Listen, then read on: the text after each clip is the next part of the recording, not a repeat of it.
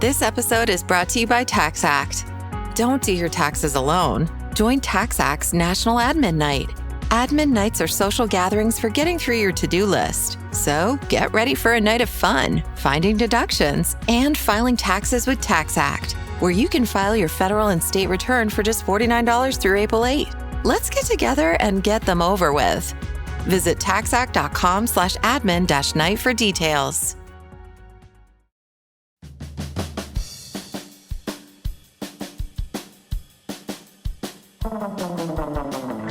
Welcome to The Secret Life of Cookies, where we try to solve the world's problems through the miracle of carbohydrates, one recipe at a time, with host Marissa Rothkopf and her dog, Bosco.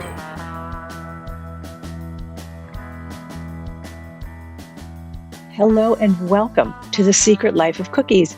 You are in for a very special episode today, thanks to my guest, General Mark Hertling. We discuss what the future holds for war in the Ukraine now that winter is here, along with trench warfare, and on a much, much lighter note, the power of the chocolate chip cookie.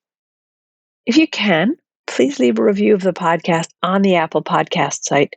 The more reviews, the better for SEO and all those things that a podcast needs to grow big and strong. And one more housekeeping note, it's holiday cookie bake-a-thon time. Follow me on Substack for all the recipes, new, old, and interesting that you need this season. MarissaRothkopf.substack.com. And now to General Mark Hertling. Hello, everybody, and welcome to The Secret Life of Cookies.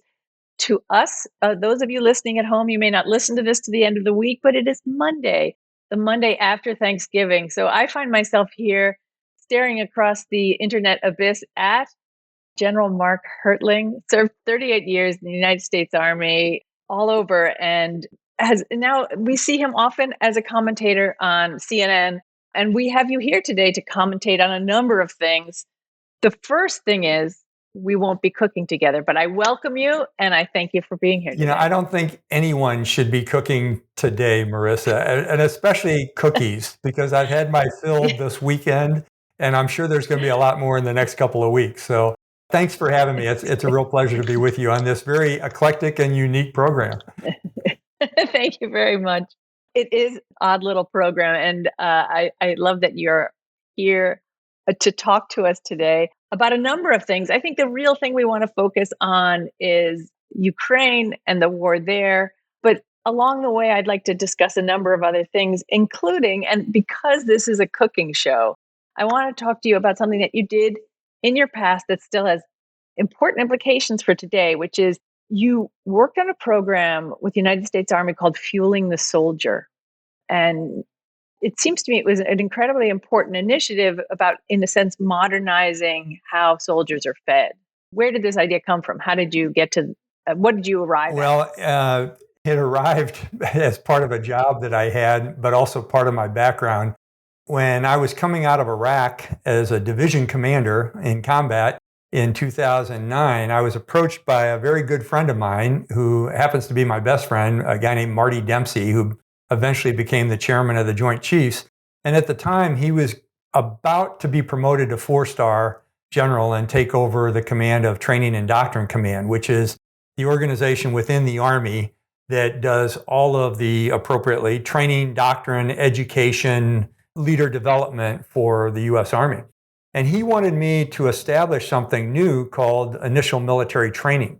In the past, we would have these 5 different locations that were all conducting basic training for our new soldiers. And then we'd have advanced individual training, the so-called boot camp and the advanced training. And we would take in about 160,000 soldiers per year. In 2009, when Marty said that he was going to recommend to the Department of Defense that I be promoted to 3-star and take over this new organization, he said, "You're the perfect guy for it because of your background in training, your background in the Army's values, and your past life as being a PE instructor at West Point." When I was a young captain, and I'm making a very short story long, but you'll understand how this all fits together. In 1984, the Army decided, after I commanded a tank company, to send me to get a master's degree at Indiana University at the School of Public Health in exercise science physiology to go back to teach at West Point for 3 years. So my background is in anatomy, physiology, the body, and I did that for a couple of years and then went back to the Army after that. So what General Dempsey said is, he said, your background is such that we are seeing some problems, not only in training and the values of our new soldiers, but also in the shape of our soldiers. And at the time, we could only recruit about 25% of the available population, because the other 75% of the US population did not have a high school education, they had been in some kind of legal problem, or the number one reason, they were in terrible physical shape because of a lack of exercise and poor diet. And this all started in the late 1990s for a variety of reasons. I actually did a TED talk about how obesity is a national security issue back in, I guess it was 2011, I did that. So I went off to basic training. We did a quick analysis over a couple of months and then instituted a couple of programs. One large program was called the Soldier Athlete. And what we said was, if you're going to be a soldier, it's the equivalent of being a world-class athlete. You have to be fit, you have to be mentally resilient, and you have to be in shape. And one of the things we realized we were not doing very well was feeding our soldiers very well. We were giving them an atrocious diet, contributing more to obesity than eliminating it. So in 2011, after about a year's worth of work, we instituted a series of programs, one of which was Fueling the Soldier. And it was a revamping of everything we fed in the mess hall, getting away from deep fried foods, a lot of sugar, a lot of Crisco oil for the kinds of things that our chefs and our cooks make in the mess halls and dining facilities, and turned it around for basic training. Some of that has flown into the active Army at all our posts and locations, but it was a very successful program. We did some research on it, found that our soldiers were actually losing weight, increasing muscular weight, reducing body fat content, and were becoming more and more prepared for the kinds of things we asked them to do as soldiers. Because of that, and because of the great New York Times, an article appeared on the front page of the New York Times about all the things we were doing to change the way we trained and fed our soldiers. And a woman by the name of Michelle Obama read that piece and asked if she could come down. You've probably heard of her. She asked if she could come down and see what we were doing in basic training. She spent some time with us, liked what the program we were doing, and said, this is the kind of thing we need to apply in the President's Council on Fitness, Sport, and Nutrition that her and her husband were kind of driving. So a few years later, they asked me to come back and be a part of that. And that's probably more than you wanted to know about feeding the soldiers and healthy eating, which I'm still involved with today. And so it does still continue to this day. Like the initiative is kept going. Well, that initiative and a couple of others. Like there's I'm currently part of a group that Chef Andres is with called the Bipartisan Support for Food and Nutrition Security. And I'm also doing some things with Second Harvest Food Bank and some other organizations that look at the initiatives on nutrition and hunger in America today. Right, because you never really think about the point that nutrition really can create a crisis as far as our military is concerned, right? You know, a security crisis. Unless you're a historian of the First World War, which I studied mostly popular culture. That's what I did all my graduate work in. Not as much the war, so please don't ask me about the sum, though I could tell you. But one of the reasons that the British had such difficulty in taking in conscripts were they were under height, and they had, from the late 1880s, 1890s, 1900s, and on up, had atrocious issues with food insecurity, and people were malnourished, across the country. And we've had the same problem for them then. We've had the same problem or challenges in our Army too. In World War I, in fact, one of the reasons that ROTC was started in colleges was because of that same kind of lack of physical fitness after World War I. After World War II, President Eisenhower actually had the initial idea for the President's Council on Fitness because of what he saw with 50% of the draftees not being able to do the kinds of things they needed to do in World War II. So there is this connection. Now we're down to about, in fact, the last figure I saw was 22% of our nation's youth could serve. The rest are ineligible for service in the military. So it is somewhat of a national security issue because of a variety of things, one of which is malnutrition or obesity, one of the two. Mm-hmm. That's fascinating. It leads to my next conversation, which has us like leaping across the Atlantic, actually, to looking at the war, the crisis in Ukraine and Russia. We're heading into winter. A lot of us, have some sort of historical references to what happens to Eastern Europe during war in the cold, in the winter. And it leads me to ask, what do you think the situation is with the Russian army as it is now? Like, they're based off of conscripts, the ones that remained. What are their food supplies like? In general, like, what is the health, literally and physically, of the Russian and the Ukrainian armies as we head into the winter? Well, we'll take the Russian army first. I just read a piece over the weekend about the state of the Russian army. And in these new mobilized reserves, this attempt by Mr. Putin to mobilize close to 300,000 reservists who are coming out of the population that has been sanctioned incredibly, that is having problems just with keeping workers in place to do the kind of things they need for their economy. They're trying to pull more than a quarter of a million soldiers into the fight that have little to no experience with military operations.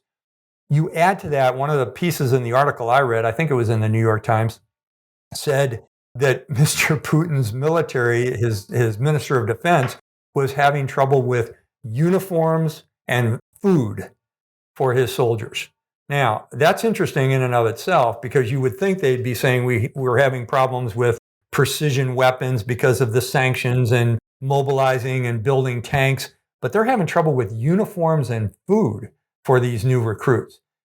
Those are the basics that a military provides. So these soldiers that are going to join the fight of the fellow Russians that are already in Ukraine, I don't hold out a whole lot of hope for them, because not only, number one, are they ill-trained, they are poorly led, they are joining organizations that have been mauled, and they are joining them during the worst time of the year. And some historians will say, oh, well, there's a history of Russia fighting in the wintertime. That's true, but it was after a long preparation and in different circumstances. You go to the other side to Ukraine, and from what I've been watching very closely, is there has been a generation of momentum in not only the quality of their soldiers, but of the type of operations they're conducting. They're going to be conducting tactical fights on two different fronts. One in the Eastern Front, the Donbass, which is trench warfare, which is going to be very difficult. That's a different style of warfare in and of itself. But then there's that other front in the southeast, where we've watched over the last couple of weeks the great operational maneuver by the Ukrainian forces in and around Kherson, the city of Kherson, in the western Kherson Oblast. And I make that differentiation because in order to go further east now to continue their momentum in their attack, they have to conduct a river crossing operation across the Dnipro. And with a river that is that wide in parts, over a mile wide in parts, it's the equivalent of an amphibious assault, much like we're used to on D-Day, when you see the amphibious landings come in and stuff like that. So it's going to be a very difficult operation in both the east and the southeast for the Ukrainian army. The only difference is they have shown themselves to have great leadership, skilled soldiers, and a discipline within their ranks that I don't think the Russian army has right now, nor can they get it in the near future. Where does that difference come from? Ukraine, small, Russia, big, and big talkers as well. I mean, I don't want to simplify this, but the Russians talk a big game. I'd read something really interesting that you'd written about the lack of sergeants in the Russian command, and how important sergeants are, if you can expand on that. for us, and why, and instead how the Russian army functions and how that can kind of obliterate communication. I mean, it makes it very difficult, it seems to me. Well, I'll go back. Good decisions. Yeah, I'll go back and give you a longer answer to what your question requires. But having worked with the Ukrainian army for about the last 15 years and seeing them evolve, what they have done is take on a professional model. Now, I got some heat within the last couple of weeks about too much emphasis on the sergeant's corps, but I'll continue to state that is a difference because I watched them train. In fact, we trained some of them at our training center in Grafenbeer. So what you see is a desire by the Ukrainian military to take on the model of a professional army as opposed to just a bunch of conscripts that are coming together in basic training who serve for a year. Are there sergeants, and this might upset some of your listeners, I'll say this, are there sergeants as good as our NCO Corps in the United States Army? No, they're not, but they're fast approaching that. And they're exponentially better than no sergeants in the Russian army are sergeants who were elected. I'll go even bigger than that and say leadership. It isn't just a matter of sergeants or the NCO Corps. It is a matter of leadership at the sergeant, lieutenant, captain, colonel, general level in the Russian army, which I saw firsthand and which truthfully my assessment is D- for all of the Russian military. You add to that the fact that Russia is a corrupt, kleptocratic state with an authoritarian leader, and that flows downward into the servants of the country in the military. So if you have a kleptocracy and a dictator that demands so much of a military that's unprofessional, you're going to get crooked officers. I dealt with two chiefs of ground forces in the Russian military when I was commanding in Europe. One was a guy named Stroikov, nice guy, but he understood that his military was in bad shape. He retired 6 months after I met him. His replacement was a guy named Churkin. 6 months after Churkin took command of the Russian army, the ground commander, he was court-martialed for taking bribes. And the last I heard of him in 2013, he was sent away for a 6-year sentence at a gulag. So if you have your 3- and 4-star generals taking bribes, doing the kinds of things that I saw the Russian military do, it just filters down through the culture of the military. Comparing that with Ukraine, did Ukraine back in the early 2000s and before that have problems with corruption? They absolutely did. But I think over the last 10 years or so, because of their conflict in the East, in Crimea and in the Donbass, they have eliminated a lot of their old Soviet generals, if you will, and really built a professional officer corps over the last 10, 15 years. Long answer to your question. I apologize. I didn't expect this. TikTok has more short dramas than I could ever finish. Each episode leaves you wanting the next. Download TikTok now and try it. Why would you apologize? The whole point is that I want you on here giving us big, long answers. It's not like I'm going to give those answers, right? Let's talk a little bit about trench warfare, because trench warfare is not a new thing. They didn't just build the trenches today in Ukraine. And I really sound like absolutely simple-minded when I talk that way, but bear with me. Trench warfare has been something that they've been digging trenches. I was surprised to read, and is it true, since 2014 that they've had trenches? Yes.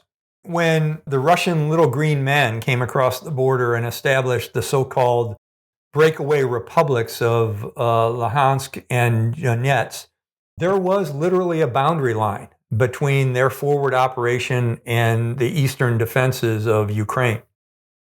During that period of time, it was one of 4 frozen conflicts in Europe that the Russians had established.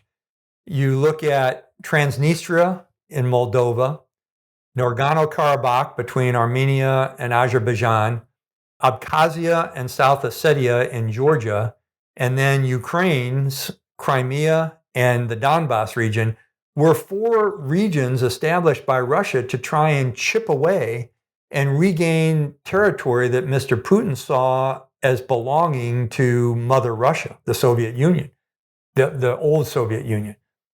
Ukraine didn't want to start another world war, so they watched that frozen conflict very closely, and they built defensive positions, which eventually turned into trench lines. So literally, I mean, if you were on the front lines of Ukraine in the east, anytime between 2000, probably early 2015 to 2022, when the Russians invaded illegally, you had different types of trenches that, for fear of escalating, there was a back and forth firing, maybe at times a shooting war, but nothing like we're seeing today. So when you have the amount of artillery that Russia has brought in as of February, and their requirement to gain more ground, and the amount of ammunition that they are using to shell parts of eastern Ukraine, it has literally turned into the same kind of trench line that historians, like you said, you're a World War I buff, that you would see if you traveled into Belgium or France today. And you still see in 2022 those trench lines of 1917, 1916. They're still there. Farmers, I was in Belgium last year during an event, which I'd like to plug too, since you're a World War I buff, with the American Battle Monuments Commission. And literally, we were talking to a farmer in Belgium who said he had just found another artillery round that morning in his field from World War I. So they still find artillery rounds. There are still places in Belgium and France that you can't travel because it still will churn the ground, so there would be mustard gas still in the territory. This is the kind of thing that's happening in eastern Ukraine now. But instead of mustard gas, it's artillery, a lot of mines that the Russians have placed, barbed wire, tripwires, the destruction of villages that are part of that farming community in the Donetsk, Luhansk region. So it's just, the pictures that have been appearing in the last couple of days on local media with Ukrainian soldiers walking through trenches, it has all the psychological factors and more that the soldiers experienced in World War I. It's intense. I have two different questions related to this, but I want to ask a question in a way that we haven't been asking, that I haven't heard people asking the question as much. Then again, I'm not you.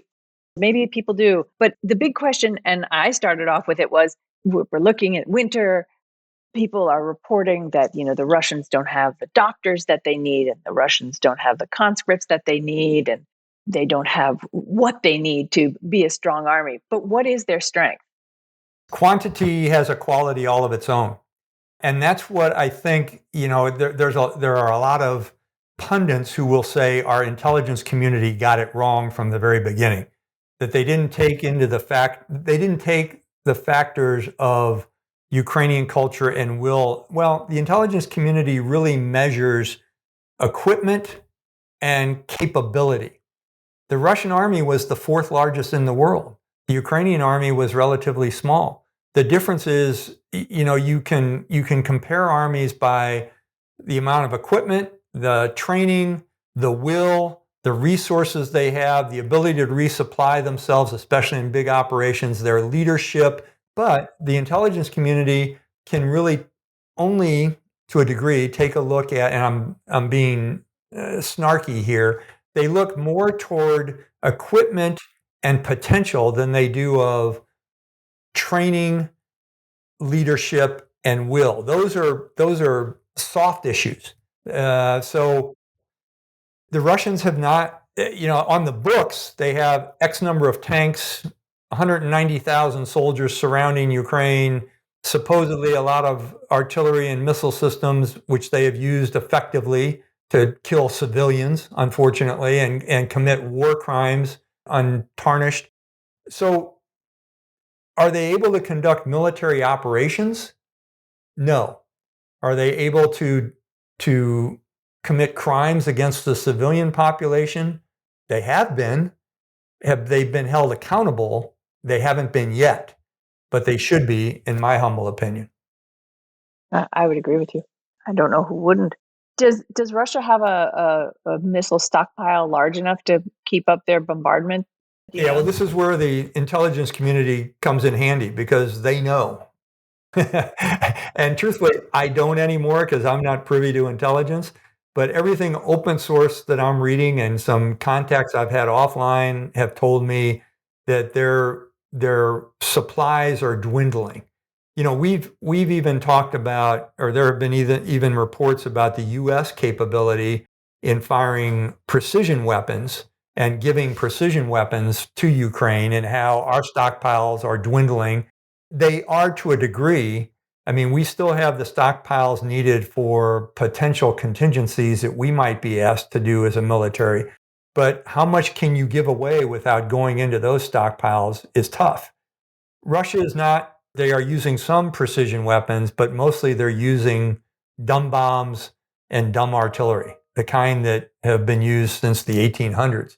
And I personally don't know how much they can use, but if you look at their expenditure rates thus far, there have been weeks and days where Russia forces have fired literally thousands and tens of thousands of rounds.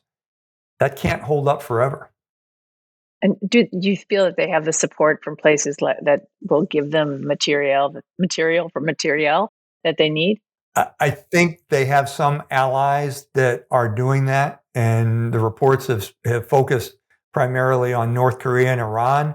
But there was an interesting piece, open source today, saying that there have been 9 large Russian aircrafts that have flown out of China in the last couple of days that seem to indicate that China may be providing things like winter clothing, sleeping bags, non-lethal equipment.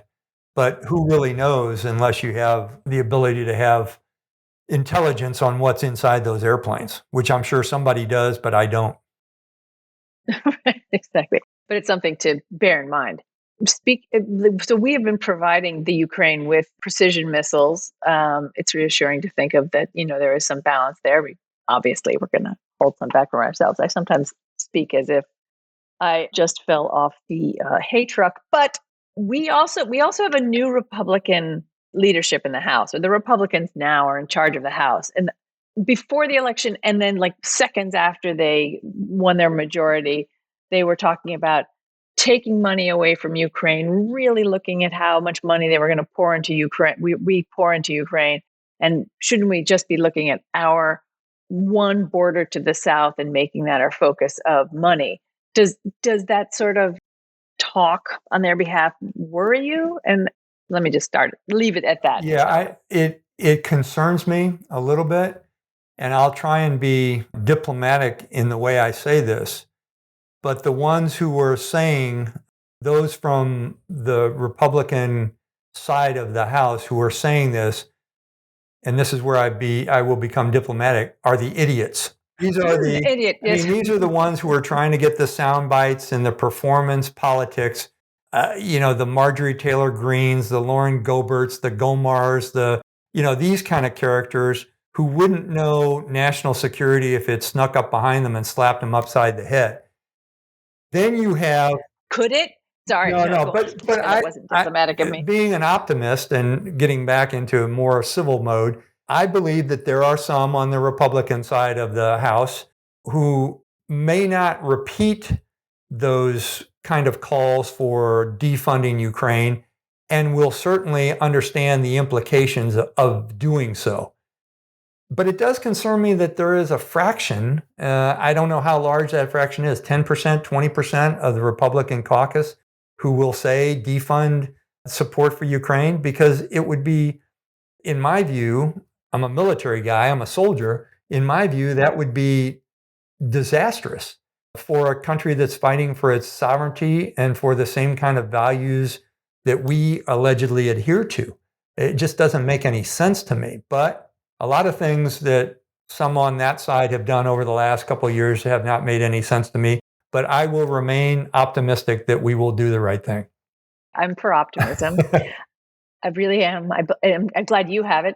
As a veteran, do you get a sense of how soldiers and their families today view that kind of talk coming out of Congress?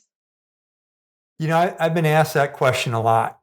And I certainly can't speak for all soldiers, but what I'll tell you is the Army, and I'd say specifically the Army more so than the Air Force, the Navy, and the Marines because they are smaller branches of service. But the Army prides itself in representing the people. We recruit from all parts of the population. So if you have elements of your population saying certain things, there are going to be people that wear the uniform that believe those certain things because that's where we draw our ranks from. In the past, that was a very good thing, a very diverse military.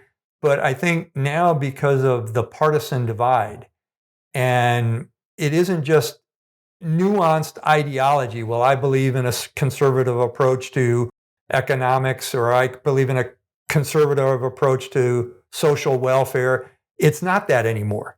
It is the desire for power and the incorporation of really crazy ideas that are contrary to what we as a nation say we believe. So that's where it's troublesome to me. Are there those in the military that back the Marjorie Taylor Greenes and Louis Gohmert? Yeah, absolutely there are. But we have seen research and polling has shown that that's decreased over the last couple of years. And it tends to be generated more by the newer recruits than the older professionals and the officer ranks. And having grown up in the military for, like you said, 38 years, I remember back in my early days, the officer corps was extremely conservative. And I would say what we might term now as liberal are actually more conservative. The divide has become so wide that people who believe in common sense approaches to problem solving sometimes now may be called liberals when they're actually just people who believe in common approaches to problem solving. That makes me optimistic, actually. Yeah. Well, that's good. Please let's not talk about the woke methodology because that just boggles my mind. I do not understand that at all. I don't either. That would have to be its own. Then we'd need to be baking cookies or do something to self-soothe while we talked about it. That's the end of the free portion of this week's episode of The Secret Life of Cookies. If you want even more from Marissa, join the DSR Network at thedsrnetwork.com to get the bonus segment in this episode, ad-free listening, and many other benefits. Thank you again to General Hertling for being my guest. You can follow him on Twitter or post at Mark Hertling. And please sign up for my Substack at marissarothkopf@substack.com.